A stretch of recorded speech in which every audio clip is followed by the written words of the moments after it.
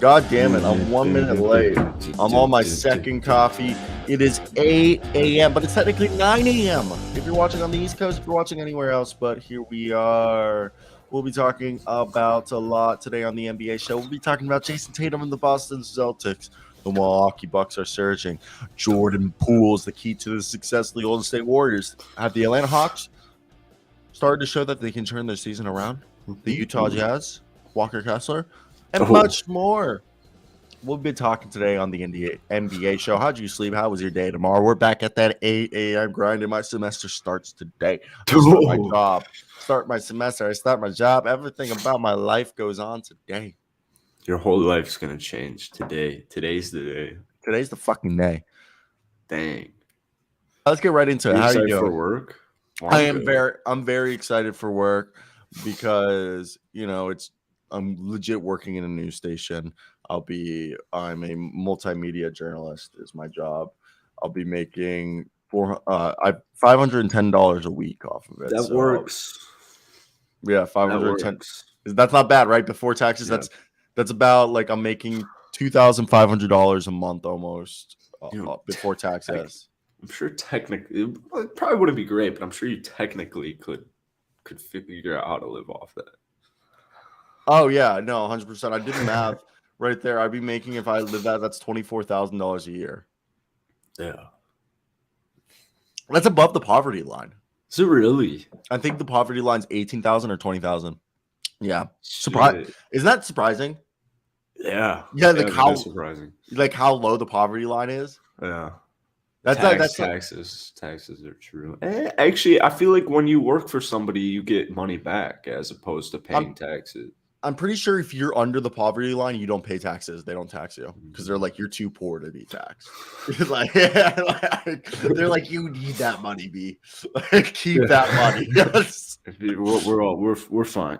Yeah, that's literally what they're telling you. They're like, "Yo, bro, you're too poor. We can't. We can't. Even if we wanted to tax you, like, what could we do?" Yeah. All right, let's start off with the bar. That's fine. But I'd like to say I have worked shit jobs my whole life and like I've made like what was minimum wage when it was your first job? Okay, same as Kansas right now. So in Kansas, minimum wage currently is $7.25 in the state. Yeah, that was when I was too. When I was in Maryland, when I was 14 years old, this is fucking 9 years ago. So minimum wage was $7.25. Now in Maryland, minimum wage is I believe $15. I think same with Chicago, yeah. Sure, yeah. So when I started working, it was $7.25. Yeah, I remember making like $40 every 2 weeks. Yeah, I remember that. I had to save up like my first 5 paychecks to be able to buy myself a PS4. Ooh, nice. Yeah, that was PS4 was a big buy. That was big. The year it came out, I saved up, bought it. Second thing I bought was a MacBook. Started making YouTube videos. Damn, those my first two My first 2 things I saved up with my first job ever was a PS3 and a MacBook, so I could start making NBA 2K videos. That is wild. Oh yeah, PS3. That's right. PS4 was like sophomore year of high school. I remember the PS3 was the PS4. Shit. PS4 was freshman year of high school. Were you class of 2017? Yeah. Yeah, it was our freshman year. Freshman year, like because they came out Christmas of our freshman year. Oh, I gotcha. Because it was during holiday that all the cool kids got the next gen consoles. You got the PS3 or 4. Yeah, so I missed the PS3. I can't lie. PS3 wasn't bad. All right, let's hop into this. We kind of reminisced. Sounds really good right now. Oh, also, when I worked at McDonald's, there was an actual dollar menu. Oh, that was my first job. My first job was in McDonald's. I worked at McDonald's. Dollar menu was clutch. Man, a McChicken used to be like $1. Dude, yeah. Or like Taco Bell had a legit dollar menu. Right. All right, let's get right into here and let's talk these Celtics. What do you think of Jason Tatum and the Boston Celtics so far this season? Obviously, they've been great, and I think they're on a 7-game win streak. And this 7-game win streak was what started when they found their shot again. Because one might argue they slipped a little bit because they stopped hitting 3-point shots at a historical rate. But then, that was like a 1 or 2 game skid, and then they just go back onto the 7-game win streak. That if you look at the standings, there's really no team that has separated themselves from the pack, except the Boston Celtics clearly have a 6-game lead now. Between they have 33 wins, and the Nets are in second place with 27.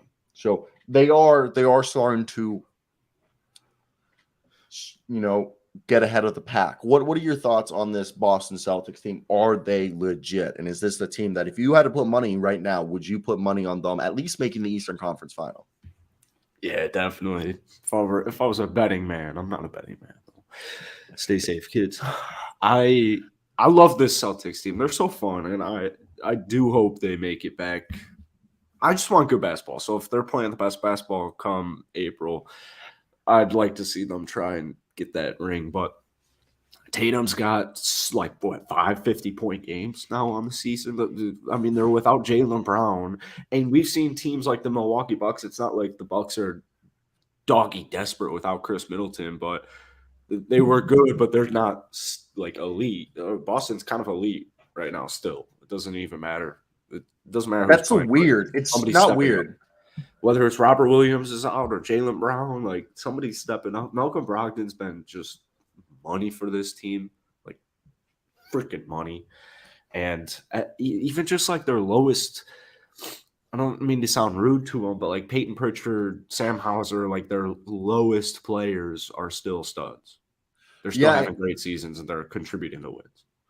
Crazy part is that, this with Jaylen Brown's injury, we've gotten to see Robert Williams be reinserted into the lineup. I obviously assume that like even without Rob Will would have been put back in the lineup without Brown's injury, but we've just seen him put him in the injury. And like you said, we got to see Peyton Pritchard, who we haven't really seen this year, and he's been good. Luke Cornett needs some recognition. He was a guy that everyone was just like joking around, was like, how did he make the roster? This and that. I mean, Vanderbilt graduate. So first off, guy's got a brain on him. Okay. And second off, I don't think people realize Luke Cornett's 7'2", 250, and like moves like decent, Yeah, he does. He doesn't like move. He doesn't move like he's 7'2", 250. Like what's that defense he plays where he puts his hand in? Or he puts his hand up by the rim. He blocks the rim. Also, did you know Luke Cornett's been in the league since 2017, and Luke Cornett shoots threes. I don't know if people know this, but Luke Cornett shoots threes. Yeah, like when he was on the Bulls, he shoots threes. Like he's shot 451 threes in his career. He's a career 32.6% 3-point shooter. So there is a 3-point shot there. Damn. And that's something that I will give them credit, that their bench comes in and does a good job of just continuing to shoot at will. Yeah. So it's fun to watch. I think the Boston Celtics right now are the team to beat, and it just feels like they're on a mission. Yeah, they got one clear goal right now, and that's to at least get back to the NBA Finals. And it's impressive. It is so impressive. And Mazzulla's done a phenomenal job. You can tell he's a really good leader, it appears. These guys respect him, they trust him, which I feel like is so crazy for everything that happened in the offseason. Can we talk about Mazzulla real quick? Like I told you during my drive, I listened to like a few like hour-long NBA podcasts with some guests on The Athletic, and they brought up the fact that, like how Nolan talks about the fact that why aren't they taking anymore? It was brought up earlier in the season about Joe Mazzulla not getting his interim tag taken off. Oh, that's right, yeah. So the rumor around that is allegedly the reason why they haven't removed the tag is legal things. There's legal that okay. So they alluded that this is them theorizing, but every time it was brought up by journalists, Brad Stevens or whoever just said, no, that's not happening. And their assumption is there's something either in Ime Udoka's contract or Joe Mazzulla's contract that's not allowing them legally. Like, you know what I mean? Like in legal writing in the contracts that they probably have to wait till the season's over, either for money compensation or something. That's why they are like, oh, if you want to hire Ime Udoka, you can, because maybe there's something legal ramifications in probably Ime Udoka's contract that isn't allowing them to fire him and then sign Joe Mazzulla. Because right now Mazzulla is an assistant coach who's an interim head coach. Yeah. There's no new contract. Yeah. So that one's just interesting. But any closing thoughts? Also I got to give props to Marcus Smart. I think he's doing a great job at distributing the basketball. I think he's really taken a huge leap in years past. He became a lot more consistent and not as much as this like wild, bull in a china shop anymore. Yeah, he's completely. I mean, he was never a bad player by any means, but he's averaging over 7 assists. I know for sure. He just would go a little crazy sometimes, like you play like out of control. Yeah, it's fair. I know you don't like this man. This is a man that Jackson. I love Giannis. I'm just saying he's dirty. Okay. I love Giannis too, but I have noticed that Giannis is dirty, and it's just nothing wrong. All right, so I never was on it. I never noticed Giannis was a dirty player until you said something about it. And I don't know if it's him being dirty or him just growing up not having played basketball till he was like an older teen. So there's just like different rules of sportsmanship, Different culture. Like you have to think about it. Most European players, people call them scrappy or like, dirty, but it's really that's how they play. You know what I mean?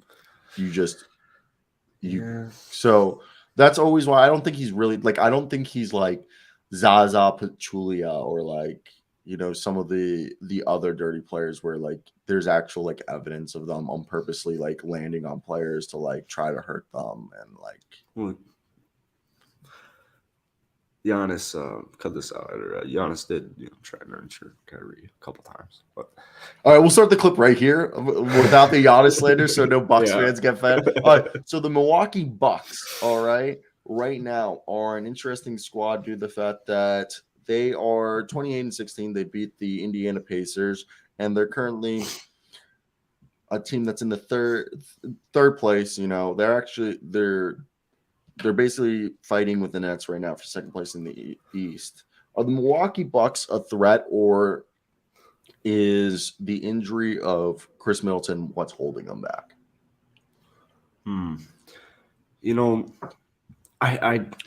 He's only played 7 games this year, which is a pretty nuts stat. Yeah, it is. He's played crazy. 7 games. He's averaging 11 points. I don't even want to shoot 32.5% from the field. Like, he just hasn't been healthy. I think it's definitely hindering them, but they've done a really good job in his absence. I mean, Giannis is having an MVP season, but Pat Connaughton, Joe Ingles is back now recently. He came back, and he's still trying to get his legs under him. He's still trying to find out his shot for the year. Yeah. I think the ascension of Bobby Portis and Brook Lopez, like, it is pretty nuts. Both of these two guys this season, like, they're having phenomenal seasons, both of them. The Bucks still scare me if I'm, top dog in the East, or if I'm just any team in the East. I would hate to play the Milwaukee Bucks if they're healthy, even if they're not.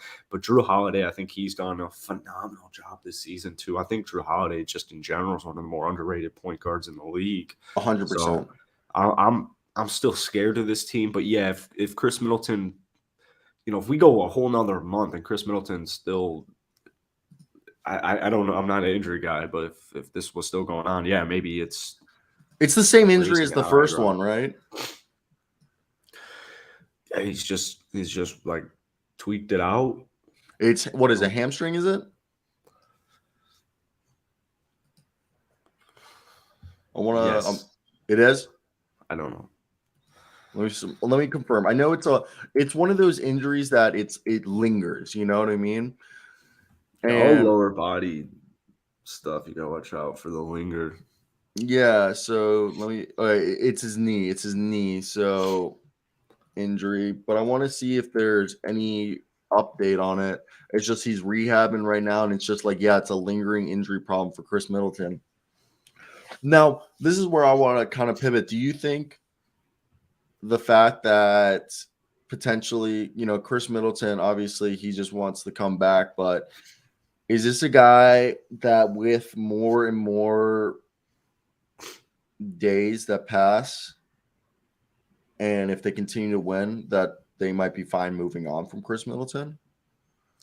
I think because they're winning. They're the second seed in the East with him only playing second games. Instead of paying him $45 million, you could argue that, I can pay two guys $20 million each. Yeah, and I think it's important to note they're the third best defensive team in the league.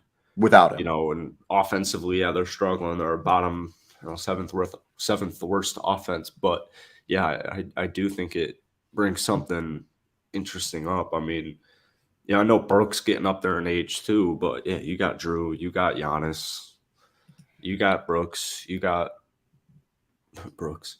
That's the golfer. You got Bobby. Like they have a bunch of studs on the defensive side, even down to their bench, Javon Carter. But I don't know if maybe they're sounding the alarm yet.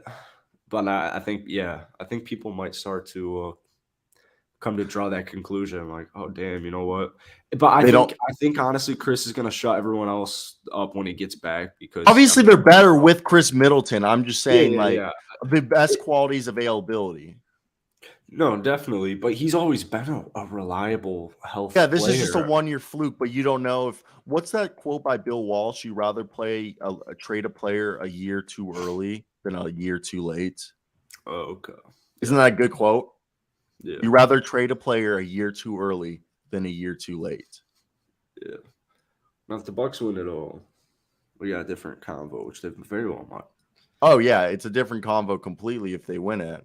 But, I mean, I still will say that if I had to put money on it right now to pick 3 teams that I wouldn't be surprised to see in the NBA, conference finals in the East, okay?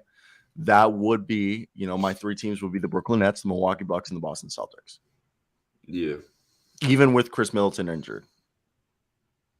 Yeah. But I do agree that Chris Middleton does make them better, regardless of what his health status is currently. Yeah, he takes them to the next level. He's their closer. Yeah. I mean, I wonder if they're just trying to make the decision on because I think it's evident that he is like you said, he's their closer. He's the guy when people are double teaming Giannis that they can reliably trust to make the right plays. Yeah, he can get a bucket. I think, I won't panic unless we're a month out from now, unless after All-Star break, he's like this was still going on, which I don't anticipate that. Then I'd be like, well, shit, what's going on here? No, I agree. Now let's move over and talk about a team that I think this guy we've talked about him multiple times before, but I personally believe he is crucial to the success of the Golden State Warriors. Is that so? Jordan Poole. What is your thoughts on this man right here, Jordan Poole? Future superstar. You think he's a superstar? Future superstar. Future superstar? Yeah. I mean, I think Jordan Poole being a good basketball player is something that is essential for them to be good. Like tonight, he's starting in place of Klay Thompson. And obviously, I think Jordan Poole having nights like this, whether Klay's healthy or not, whether Jordan Poole's starting or coming off the bench, you need Jordan Poole to put up points, to be the microwave, to be the second or third scorer on a nightly basis, because he'll primarily be coming off the bench. And when he comes off the bench, him scoring those points will take the defense off of Moses Moody. It will take the defense off of Dante DiVincenzo. Will take the defense off of Jonathan Kuminga, whoever else comes off the bench. And I said that kind of weird, but I think the fact that you look at this, Jordan Poole is the key to the Golden State Warriors being able to repeat, because when the Warriors were playing insane in the second half of last year's season, who was the guy playing insane? Who was their leading scorer? It's the guy on the screen, Jordan Poole. What are your thoughts? Skip. Yeah. He's the secret sauce. I think he did a. Can we run back the tape of you and Luke? He's just a very talented getter of the buckets, and he was putting up 25. He took a huge jump, and yeah, I get it. He didn't start off the season beautifully, and he turned up to about 27 points last month. This month, 25 points. He's been dishing out the ball. Yeah, he's going to give up some turnover. Actually, you know what? He's going to give up a lot of turnover. He's going to turn the ball over quite a few times. But if he's coming off that Warriors bench and he's giving me 25 points a night, I guess I can deal with 3 turnovers. I mean, he's a microwave, man. He's every team needs a Jordan Poole, but Jordan Poole's elite status. He's a reliable starter if he were to have to come in. And now Steph's back. But I think it really was impressive what Jordan Poole was able to do distributing the ball. He's averaging like 5-6 assists every single game. It felt like every single Warriors game I saw 5-6 assists when he was starting. He's the X factor. If Jordan Poole's giving me 25 a night, I would not want to play the Golden State Warriors ever. You know, we've seen him unlock it in the playoffs. So.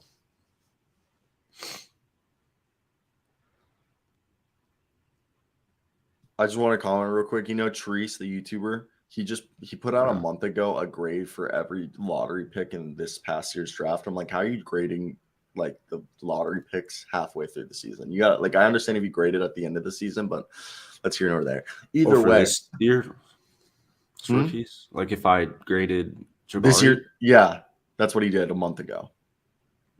How could you grade him like 3 months into the season? Well, it's just an initial grade. I guess so. But either way, Jordan Poole, do you think Jordan Poole, though, playing well, do you agree with the sentiments when he's playing well, when he's being that 20-point scorer? It takes off the pressure of Klay Thompson, Steph Curry having to perform, but it takes off the attention from Jonathan Kuminga, Moses Moody, Dante DiVincenzo, Anthony Lamb, Ty Jerome, whoever the hell's coming off the bench for them, because the defenses will asphyxiate their attention to Jordan Poole when he comes on and the bench units around him. So that way he can drive and kick or create, and his teammates can move without the ball and get into open positions. This way, not only Jordan Poole can create for himself, but can create for him. And it's not that I need him to come out of here and average 5-7 assists a night. No, he just needs hockey assists, get that ball moving. And I think Jordan Poole scoring and playing efficiently is what opens that up. Oh, definitely. Certainly. Do you now think, though, the Warriors are still a team that needs to make a move? Yeah, I do. I think so. I couldn't tell you what that move is, though. I could tell you, maybe, dude, at this point, they're getting to a point where Ty Jerome and Anthony Lamb are so entrenched in their rotation. They're both two-way contract players. What do? Do you, and they're only allowed to play 50 games or 51 games, something like that is the cap on how many games a two-way player can. Do you convert both? Do you convert one? Obviously, Anthony Lamb would be the guy you choose if you had to convert one, but I don't know if they're just waiting for the buyout market. Because I'm not saying that they need to make a move, but if they could bring in a Will Barton, a Jay Crowder through the buyout market, even Nerlens Noel, because those are the 3 guys that we know that are potentially going to be in the buyout market. Noel and Will Barton are 2 guys that scream perfect fits for this team. I made a video on my Warriors channel yesterday of Will Barton. Oh wait, no. I'm gonna do that today. But yeah, Will Barton helps him out way too much. I wouldn't like that if I was across the league. But yeah, as you said, Anthony Lamb, Ty Jerome have helped out significantly. It's actually crazy. It's good, but it's bad at the same time. Like, it's good that those guys have shown up, but it's just like, damn, you're having to rely on those guys instead of your first round picks. Yeah, it's a good point to bring up that contract situation, because I don't know quite I haven't even quite thought about the details of that. But as far as like James Wiseman and Moses Moody go, Moody I still feel better about because he got finals minutes last year. But James Wiseman, I know he dropped 30. But also, Jonathan Kuminga has turned his season around. Yeah. He's injured right now, but yeah, he He has. He's Yes. definitely playing more Warriors brand of basketball for sure. Yeah, exactly. And Andre's back too. What do you think of the Utah Jazz? Specifically, what do you think of Walker Kessler? A lot of teams messed that one up. Definitely say that. So I wanted my Bulls to get him so badly. Yeah, and I'll admit, when the Timberwolves drafted him, I was actually kind of stoked because I thought it was so cool, and then we traded him. But in the 126, 125 win the Utah Jazz had over the Minnesota Timberwolves, there was we were winning this game, and then we just let him back in. Walker Kessler was insane. Walker Kessler, dude, the guy averaged almost 5 blocks a game in college, and it's insane to think about this because Walker Kessler put up 21 points, 20 rebounds, and dude, I feel like when you look at Walker Kessler, the guy had Martin Luther King Jr. 21 points and 20 rebounds, 4 assists, and a pair of blocked shots. The guy recorded the franchise's first 20-20 game as a rookie, and the first 20-20 game for a rookie in the NBA since 2014. He recorded the league's first 20-20 game on at least 65% shooting since 1993. And he did this against the team that drafted him, aka the team that also traded him, the Minnesota Timberwolves. And he did this, yes, I know Rudy Gobert left early with the right growing soreness, and it was against Naz Reid, Nathan Knight, and Luka Garza, who are formidable opponents, okay? And it's unbelievable to think about. This is a guy, Kessler Edwards, who's arguably becoming one of the best rim protecting bigs in the league, okay? Yes, he's struggled with foul trouble, but he's starting to figure out how to play without fouling, okay? At times he's gotten himself like to be able to, like, he's beats himself up, but he's able to beat himself up but not let it affect his play and move on and get to there. You can tell that Kessler's a perfectionist and a guy that Will Hardy's imploring to, realize his defensive potential, and the competitiveness is there. The drive is amazing. And I think when you look at a guy like Walker Kessler, he is part of the franchise cornerstone because of his rim protection, because of the athleticism and his ability to affect the game-long stretches, even when he's not recording a stat. And the crazy part is about Walker Kessler. You want to hear what that crazy part is? It's the fact that he's not shooting three-pointers. When Walker Kessler was a guy, he's shooting 71.7% from the field on the season. 71.7% as a rookie, 7.5 points, 7.5 rebounds with 2 blocks a game. Okay. And he was a guy that they compared to Justin Patton coming out of the draft due to the fact that he was a 3-and-D rim protector guy. Yes, he was a 20% three-point shooter in college, but he was a guy who was willing to be shooting three-point shots. So I want to hear your thoughts. What is Walker Kessler's potential? What do you think of Walker Kessler, Jackson? I didn't know that was his draft projection. I never viewed this man as a shooter, but I mean, Rudy Gobert, I know the injury doesn't help, but Walker Kessler's kind of single-handedly making that look like one of the worst trades ever. It's so bad, dude. It is so bad. Utah snagged Walker, and it's almost as if Rudy never left, but they improved. I was averaging almost 4 blocks in the last 5 games. He had didn't he have 7 blocks a couple of games ago? Yeah. He had 7 blocks against your Orlando Magic. He's finally starting to play a bigger amount of minutes. I know it started a little bit slow in technically less than 20 minutes a game. He's averaging 2 blocks on the year. So this is a permanent dog. Like not like a little bit 2 blocks. No, he's averaging just 2 blocks exactly a game. Yeah. In 20 minutes. In 20 minutes. So his future is bright. And I remember we would talk about him all the time, and I think he went severely under the radar in the NBA draft. I mean, yeah, he averaged 4 blocks. Well, there was questions about his athleticism. Would he be able to block shots at an NBA level? Yeah, I think he's proven that, yes, he could. Yes, he very well can. And the other thing is when you look at Walker Kessler, I think he was a guy like Walker Kessler. I think I don't want to insinuate this, but I think because people were like he was a white big man, And I don't want to assume that people like it's not racism, but there's like just a little bit of prejudice that like, oh, like because he's a white big guy, he's not going to be able to, be athletic enough to rim protect in the NBA because he doesn't look like a Miles Turner or like a Jericho Sims, one of those Texas guys who just jumps out the gym. But this guy is just one of the best, drop coverage, sliding his feet and getting into position. That's why he's a good rim protector, because he knows how to position, knows how to play. And yes, the offense isn't there right now, but this guy is looking like he could be at the very least a better version of Jakob Pertl. Okay. And that's a top 10 center in the NBA. That's a great basketball player that I think any team would want. And the fact that he's on the Utah Jazz on a rookie deal, meaning that he's going to be here at least for the next 4 seasons because they also have that qualifying offer, is ridiculous. This is a guy that I think might end the season as a top 10, shots blocked for the year. And that right there is ridiculous to think about in my mind because of his ability to just affect a game with his shot blocking. So I think that's pretty cool. What are your thoughts? Like, do you think is that me being over? That's pretty cool. Do you think the Jakob Pertl is a good comparison? I think he could be a better version of a Jakob Pertl. Nah, no. You don't think that's good? Maybe one day. I don't.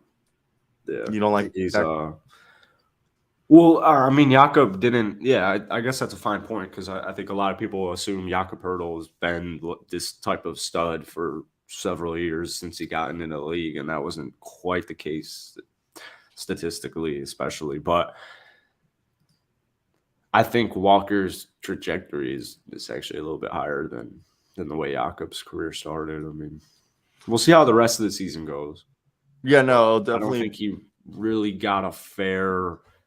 I would like to say his starts to the season were a lot more inconsistently minutes-wise spread out.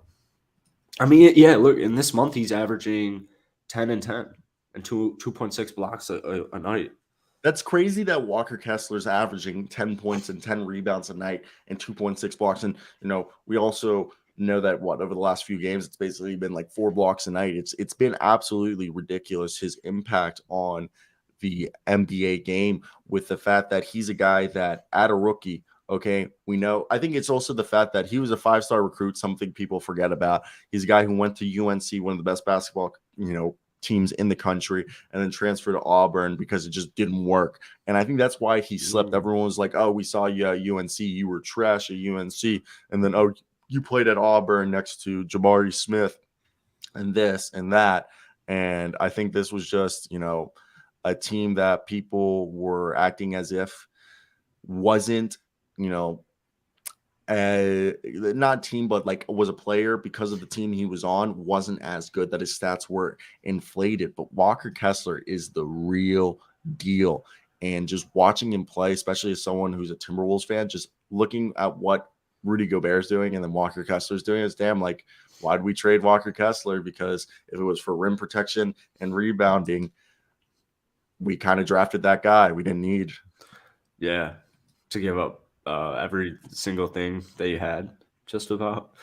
Yeah. Man, it's kind of cool. It's so cool having Jabari and Walker. That was probably fun to be going to Auburn last year. Oh, my Auburn cup's over there. My Auburn. It's my water cup. Oh, your water cup? Is that what you're drinking right now?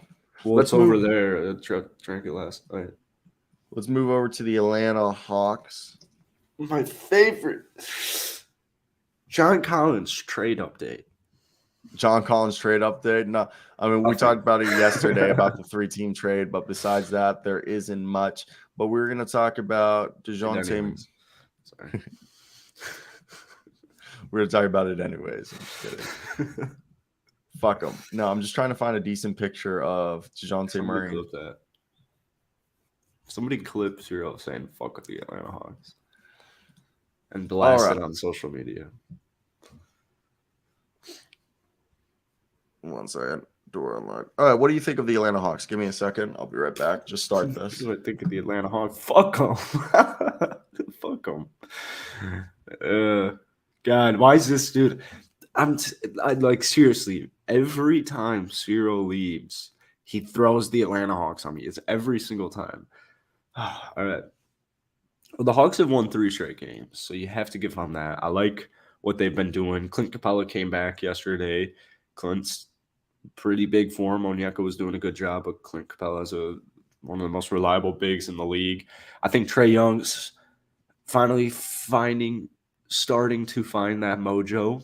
And obviously, you got Mr. Consistent, great defensive dog in DeJounte Murray. It's going to be interesting to see what happens with John Collins. I am curious to see because, I mean, if they were to get like 3 players back, it's a nice sexy haul from them. Bogdan is at that point now in the season where he's just kind of in full force. I still think they desperately need another ball handler. I mean, the shooting, instead of being second to dead last or third to dead last, they're now between 6th and 7th to dead last from shooting downtown. They're still not making many of them though.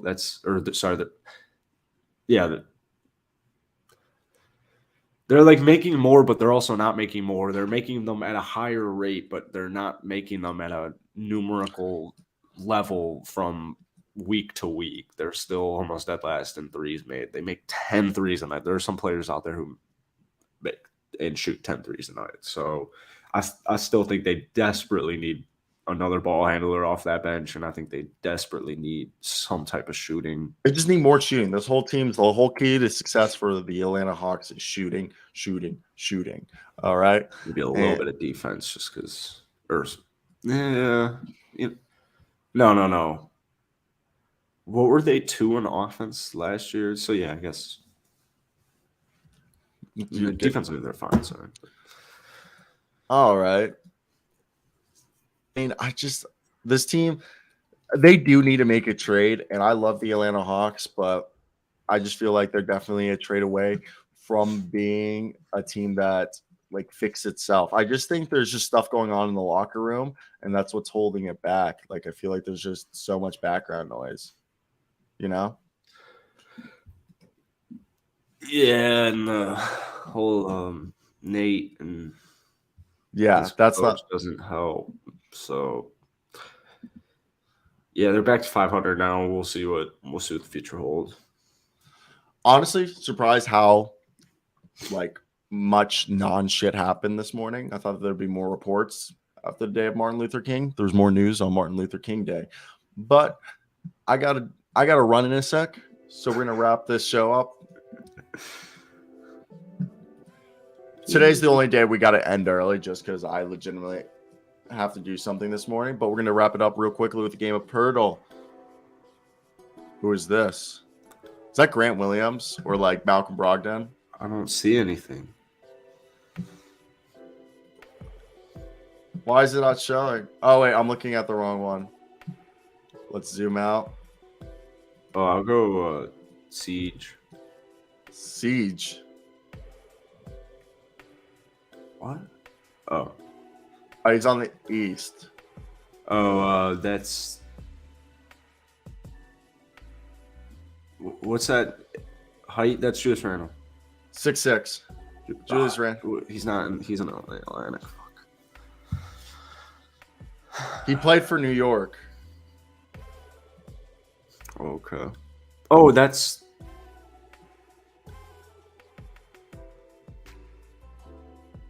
I don't know who's played for New York. That guy on that has to be a player on the Detroit Pistons.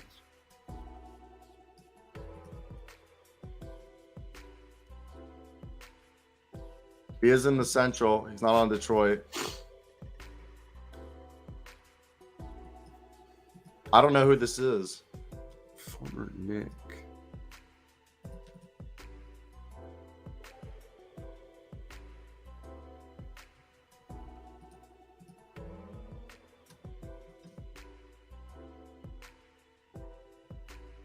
Huh.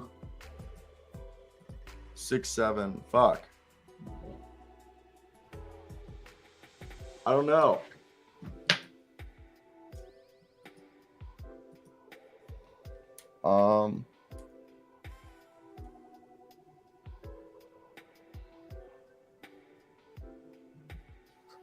Who's on the Bucks? Who's 6'6"?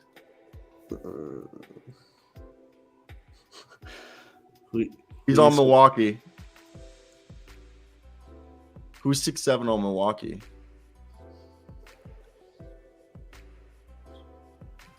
He plays for Milwaukee, and he's 6'7".